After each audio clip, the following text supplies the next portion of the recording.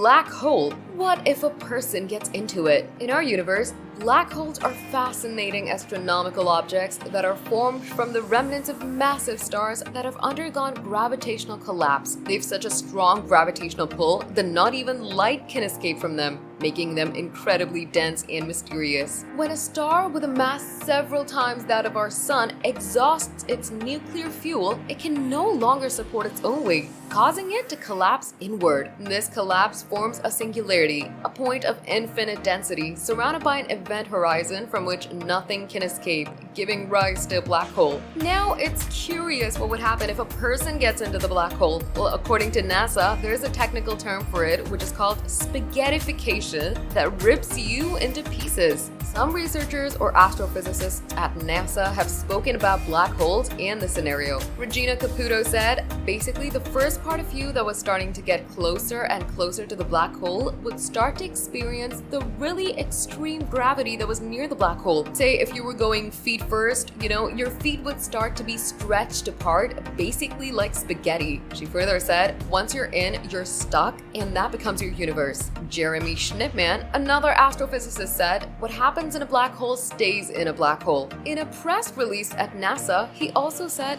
people often ask about this, and simulating these difficult to imagine processes helps me connect the mathematics of relativity to actual consequences in the real universe. So I simulated two different scenarios. One where a camera, a stand-in for a daring astronaut, just misses the event horizon and slingshots back out, and one where it crosses the boundary, sealing its fate. So according to that, we can expect that there's no life in the black hole, and a person cannot survive in such a mysterious dark place in this universe.